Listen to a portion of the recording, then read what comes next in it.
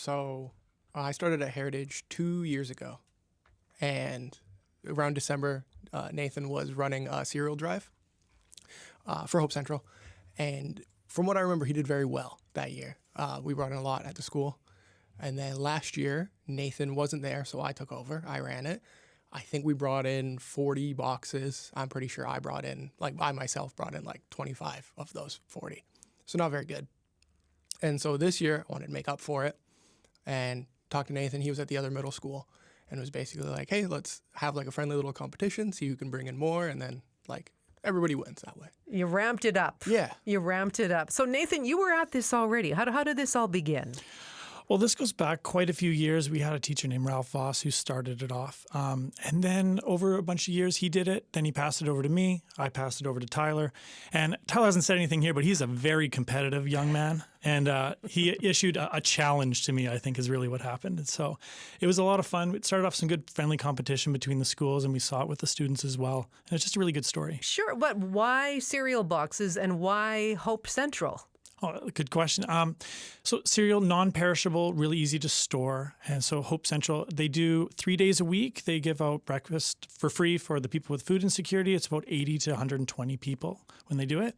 And they can just store all that cereal. Also, and what's really cool about this year is that we raised so much that they're able to, they have more than they actually need this year, and they can trade it for other items that they're in need of with our local food bank. Right. And the students have been involved with Hope Central on another level as well? Yeah, we have student volunteers. A couple of the families of the students are the ones that actually run it, and it's volunteer work too. They're not being paid to do it.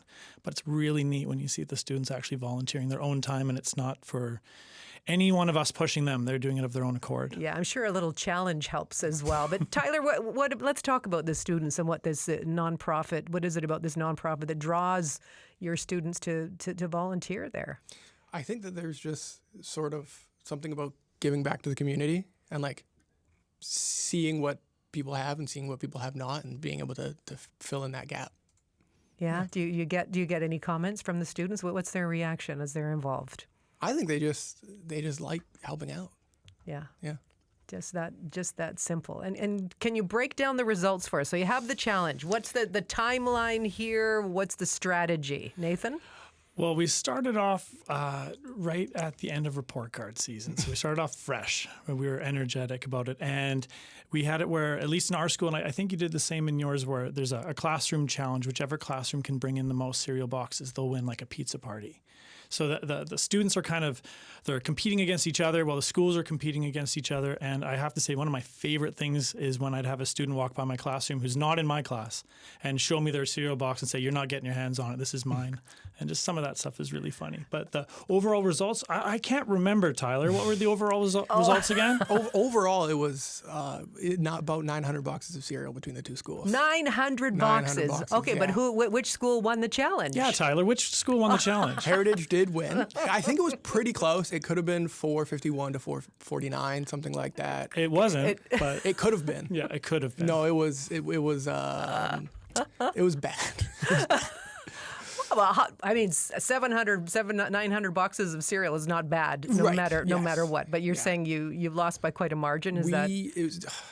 Well, I'll put it this way: they did very well in terms of about a third of the year. Hope Central would have enough cereal for about a third of the year. So They did really good for that. So I know Hope Central was just thrilled to even get what they gave. And then they were overwhelmed, honestly, with all 900 boxes, which is really neat. How did the students even approach getting boxes of cereal? How did they do it? Did they go door to door? I mean, what was the strategy For there? my kids, it was mainly just asking mom or dad, hey, can you pick up an extra box or two when you go to the grocery store? Okay. And Nathan, did your students get a little more competitive or a little not more? my class, Okay. but some of the other classes, they use social media to their advantage. Okay. So they would be like, hey, grandma, grandpa, or friends, people in the community, can you? And there was one class that brought in 156 all by themselves. Oh my! So they were the winning one from our school. It was amazing, and a lot of footwork, a lot of a bunch of different kids bringing in a few different boxes.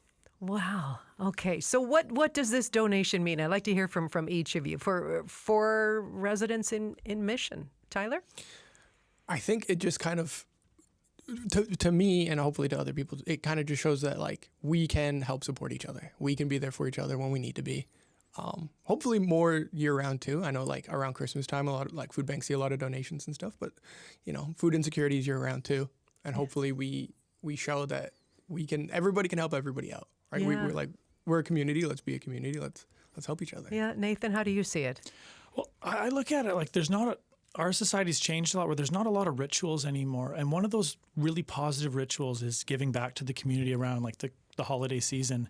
And you just kind of see the kids jump on it. Like, yeah, it's the time of year we're supposed to give back. And for Hope Central, I know this is their main fundraiser for their breakfast program. Like if this doesn't happen, they don't really have a breakfast program to go forward with. So we're really happy for them. I know the people that are receiving the food are really happy about it as well. I'm so glad you were both able to join us today. Congratulations on motivating your kids and teaching them a really important lesson about life in the process. It sounds like it's going to be something that could be long lasting. Thanks again. All the best. Thank you. That's Tyler Cunningham, a teacher at Hadsig Middle School in Mission. Nathan Williams is a teacher at Ecole Heritage Park Middle School, also in Mission. And those schools engaged in a friendly competition to donate cereal boxes for the nonprofit Hope Central in Mission.